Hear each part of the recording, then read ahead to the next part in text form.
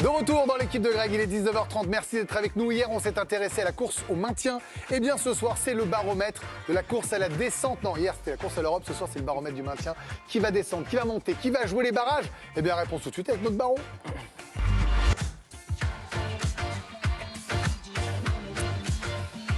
C'est serré, Raphaël, en bas du classement. Hein. Et 8 des 10 matchs, en tout cas, qui se sont joués ce week-end, étaient concernés par la lutte pour le maintien. La mauvaise opération de Lorient, la mauvaise opération de Nantes, celle de Clermont également, la défaite de Strasbourg face à Lille. Le Havre aussi a fait une mauvaise opération, une très bonne opération pour Metz. On va voir justement le classement, vous en avez un petit peu parlé. La deuxième partie de tableau, c'est celle qui nous intéresse. Regardez, pour l'instant, c'est toujours Clermont qui est 18e, loin 17e Lorient, mais avec un match en moins. Et puis cette équipe du Havre qui est en position de barragiste. Je précise aux supporters clermontois que cette semaine, nous les laissons en paix. Puisqu'ils sont régulièrement en difficulté.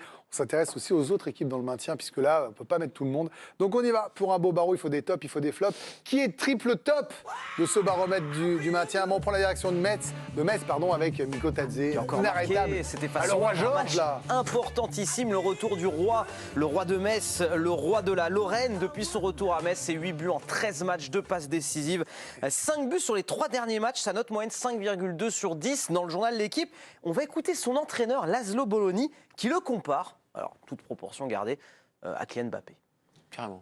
Quand tu as un buteur, c'est la plus grande bonheur. Maintenant, Miko Tadze n'est pas Mbappé, mais il reste l'Mbappé de FC Metz. Alors, Anthony Clément, la réalité, c'est quand même qu'il est, au-dessus. Miko Tadze, il pourrait jouer dans n'importe quelle équipe, il a échoué à l'Ajax, ça peut arriver, mais il est surdimensionné possiblement pour Metz, mais il va les aider là, en cette fin de saison. Il est en train de les sauver à lui tout seul. Si Metz se maintient, ils peuvent faire une statue à Miko Tadze, ils peuvent faire aussi une statue aux dirigeants de l'Ajax Amsterdam, parce que c'est le rêve absolu en fait pour un club de Ligue 1, c'est que vous vendez votre meilleur joueur une belle somme, puis vous le récupérez 6 mois plus tard et vous êtes le seul à pouvoir le prendre. Oui, donc, parce qu'il a déjà joué chez vous en début de saison. Franchement, je pense que tout le monde va rêver de ça. Et vous imaginez un tel comeback? Parce qu'au début, ça a été compliqué. Et puis là, oui, mais surtout qu'il revient en plus dans un contexte pas facile. Il avait porté Metz pour monter en Ligue 1. C'était vraiment tout autre chose. Là, il revenait dans une équipe en crise où on se disait est-ce qu'il sera capable. En plus, après 6 mois totalement vide. C'est ça aussi. Il faut être capable de se relancer là dans d'autres contextes. Et finalement, on s'aperçoit que c'est vraiment un joueur à part. Et comme vous l'avez dit, c'est un joueur qui peut jouer partout sauf au PSG, je pense, en Ligue 1. Ah, carrément. Bon, bah oui. Pas. Je pense que Marseille crache pas dessus, Lyon non plus. Est-ce qu'il va les sauver, Benoît? La question c'est ça, je vous demande pas une boule de cristal, mais est-ce que là, dans le momentum actuel, dans la dynamique actuelle, est-ce que Miko Tadze va sauver Metz? Ce qui est important pour Metz, c'est qu'aujourd'hui, il est au top de sa forme. Il est revenu, il a eu quelques matchs, les premiers matchs, il a eu du mal à se remettre dedans, puis ça s'expliquait aussi. Il joue pour lui là, faut jouer que pour lui.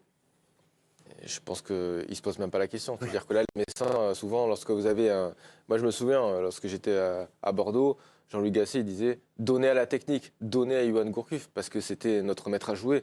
Là, à Metz, c'est le maître à jouer, c'est lui qui fait les passes D, c'est lui qui marque, donc forcément, ils joueront pour lui. Allez, on va enchaîner avec le double top, et c'est Michel Derzakarian. Oui, l'entraîneur de Montpellier qui arrive en forme sur cette fin de saison avec son club. 4 victoires sur les 6 derniers matchs. Montpellier a marqué lors de chacun de ses 11 derniers matchs de Ligue 1. Seulement, ça fait une meilleure série. Et puis Montpellier a gagné 3 de ses 4 derniers matchs à l'extérieur. Il voyage bien.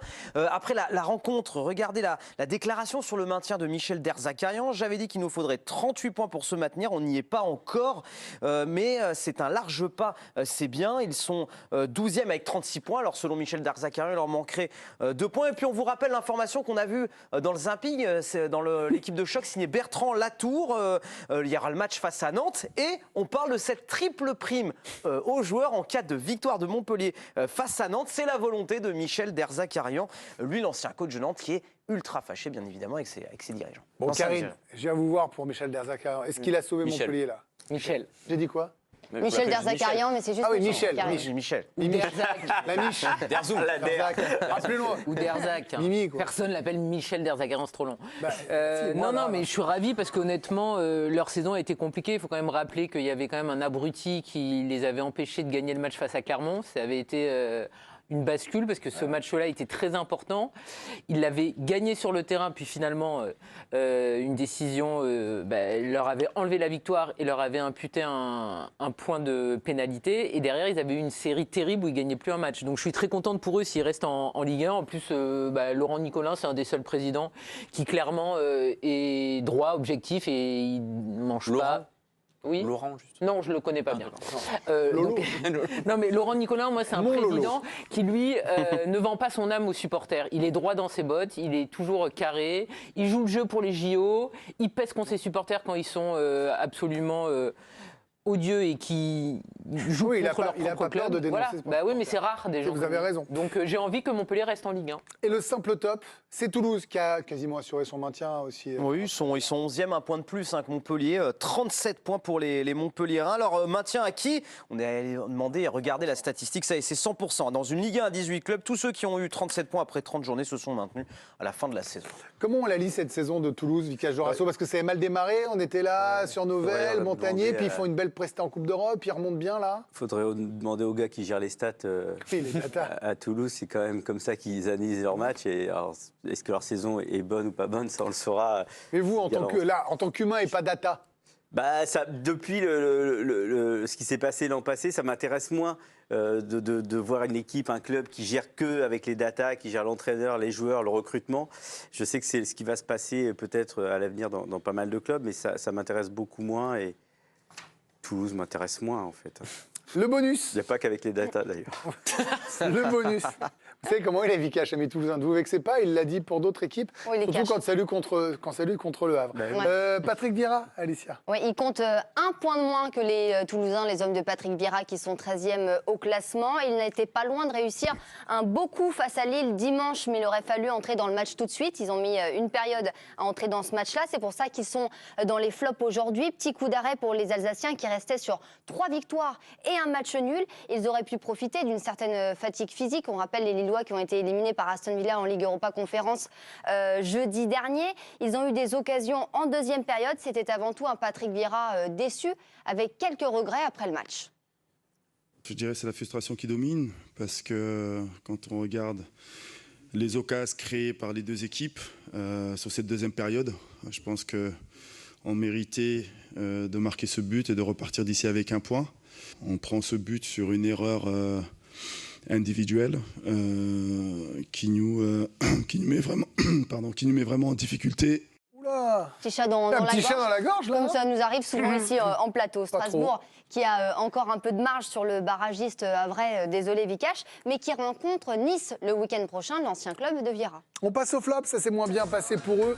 Et on commence par Lorient, Raphaël. Qui a perdu face à Nice sur le score de 3-0. Les Lorientais sont 17e, on vous le rappelle, avec un match en moins. Le bilan, sur les 5 derniers matchs, 4 défaites, 1 nul. 2 buts inscrits seulement, 10 buts encaissés. Sur cette période, les Lorientais sont passés de la 13e à la 17e place. Danger, Karine, pour Lorient. En plus, ils jouent pareil demain. Hein. Bah oui. Oui, oui. Mais comme je vous l'ai dit, ça dépend en fait du. J'en sais pari rien, vous qu'on l'avez verra. dit il y a 1h30 sur autre chose. Oui, Je vous oui. réveille. Non, mais parce que je réfléchissais à leur buteur. Bon, bref. Ah oui, c'est pas grave. Bah oui, mais ça dépend en fait. Peut-être qu'honnêtement, demain, ça peut leur permettre d'aller gratter un petit point. Si. Quel échec quand même par rapport au budget, par rapport aux ambitions début de saison. On avait dit Non, l'affaire mais- Lebris, tout ça. Je sais pas. Non, mais sauf qu'il faut quand même rappeler tout le contexte. L'an dernier, au mercato hivernal, ils perdent leurs 2 meilleurs joueurs. Oui. Régis Lebris et Loïc Ferry, le grand amour, ça s'était Oui, bien mais refroidi. il a fait le choix de le garder.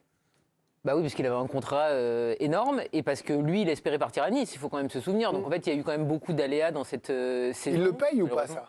Bah, d'une certaine façon, sûrement, oui. Après, ils sont pas non plus complètement morts, mais Non, non. ils ont perdu leurs meilleurs éléments. Et alors, ils ont bien recruté cet hiver, mais malheureusement, ça n'a pas été une saison très linéaire. Après, Lorient est toujours... Non, pas l'an dernier, c'était pas mal l'an dernier. Non, mais Lorient, il débute des saisons pour jouer le maintien à la base. Parfois, ils surperforment, mais Lorient, c'est un Quand club... ils performent, ils vendent leurs joueurs l'hiver et donc du coup ils se retrouvent à plus Donc, superformer. Voilà, mais C'est- comme ça, ils ont fait de l'argent. C'est leur championnat, le maintien, c'est pas une Et Brest nouveauté. n'a pas vendu ses joueurs l'hiver et peut continuer de briller. Merci Anthony. On passe au double flop. C'est Antoine Comboiré. Ouais, Antoine Comboiré, l'entraîneur du FC Nantes, qui a perdu à domicile contre Rennes sur le score de 3-0. Des Nantais qui, à la Beaujoire, ont d'énormes soucis. 8 défaites à domicile en Ligue 1. 7 matchs sur 16 à domicile sans marquer également. Et puis au moins un but encaissé lors de chacun de ces 8 derniers matchs à domicile. D'énormes difficultés donc à domicile. On va l'écouter justement. Antoine Comboiré nous parlait du maintien. C'est juste un peu dans les têtes où c'est un peu dur en ce moment parce que dès que vous prenez un but, c'est compliqué. Ici à la Beaujoire, vous êtes sur 9 défaites consécutives, donc c'est compliqué. Donc si on doit aller chercher le maintien à l'extérieur, moi je signe tout de suite. C'est une saison à travailler dans ce sens-là, quoi. Ils sont illisibles, c'est Nantais. Je crois que même pour leur coach et pour eux, un coup ça gagne, un coup ça perd. Bon, si c'est comme ça jusqu'à la fin, ça se maintient. Hein. Oui, mais c'est surtout qu'il y a eu un petit frémissement avec le retour de Comboiré, parce que voilà, c'était le... De victoire. Après Gourvenec, et on a l'impression qu'ils sont rattrapés par leurs limites vraiment structurelles, en fait. C'est pas vraiment un effectif taillé pour aller très haut, et c'est vrai que c'est vraiment une très dure saison. Et perdre le derby comme ça assombrit vraiment très nettement, déjà le début du mandat Comboiré. Ils vont à Montpellier, ils vont à Brest, ils reçoivent Lille. Pas simple, hein. Pas simple, mais ils gagnent à l'extérieur, donc c'est plutôt bien pour eux. Oui, c'est pas faux. Les 4 derniers matchs les 4 matchs de Comboiré, c'est 2 victoires, 2 défaites et 2 victoires à l'extérieur. Ils ont 3 déplacements, donc tant mieux pour les Nantais. Et on termine avec les Havrais qui sont triple flop. Ouais, impuissance du port du Havre, jeu de mots que vous allez voir affiché sur le tableau. Désolé Vikash, la défaite 1-0 à domicile contre Metz. Première fois que le Havre est dans les 3 derniers cette saison. Le Havre qui est resté muet pour la 15e fois en Ligue 1 cette saison. Total le plus élevé, et puis 8 défaites sur les 10 derniers matchs. On va écouter Luca Elsner, le coach. Il y a un genou qui est posé à terre. On peut être abattu, mais quand on est dans le sport de haut niveau, on sera abattu quand la dernière journée sera passée, la dernière minute sera passée, en fonction des résultats. C'est pas le moment maintenant. En termes de points, nous ne sommes pas loin des possibilités de nous maintenir, et on doit vivre de ça, on doit prendre de ça et repartir à la bataille, même si nous avons un genou à terre, voire plus qu'un genou à terre aujourd'hui. Vikash Dorasso, je viens vous voir évidemment, parce que ça semblait bien parti pour le maintien. Il y avait la 12e, 13e place, ça naviguait dans ces eaux-là. Il y avait le sursaut avec le retour d'Ayou aussi, qui avait mis des buts qui pouvaient compter. Là, ça enchaîne mal, et on voit Luca Elsner qui est inquiet, hein, clairement qui est inquiet. Il y a de quoi. On est à notre place, mais c'est le scénario, c'est qui est vraiment pas bon. Le but contre Nantes, il est terrible. De faire 0-0 contre Nantes, c'est quand même mieux. On n'a pas si mal joué que ça. Et puis la différence avec Metz, c'est qu'ils ont un buteur. On n'a pas de buteur. Alors, ils cherchent des solutions avec des jeunes joueurs. Même des joueurs qui ne s'échauffent pas. Voilà, donc c'est difficile. Est-ce qu'il y a l'énergie pour cette équipe d'aller chercher le maintien? Est-ce qu'ils sont capables? Parce que historiquement, le Havre, normalement, joue le maintien. Normalement, c'est ancré, c'est nos valeurs. Normalement, il y a ça en nous. Est-ce que ces jeunes joueurs... Ça craint aussi, hein, parce que nous, on va jouer Paris la semaine prochaine. On a Marseille, Strasbourg, Nice. On a un calendrier qui n'est pas sympa. Est-ce qu'il y a le moral dans l'équipe? Lucas, c'est la première fois où il dit qu'on a posé un genou quand même à terre. Voilà, moi j'y crois de nouveau. Je suis supporter de cette équipe et je vais quand même les soutenir jusqu'au bout. Mon émotion, hein, c'est bien, il parle avec le cœur. J'avais les larmes aux yeux quand il a marqué. Bah oui, je sais. Mais quand j'ai dit ça, il n'y avait pas une once d'ironie. Parce que je sais que ça vous touche, évidemment. On embrasse votre maman. Le marquage de la culotte. Non, mais là, par contre, c'est fini.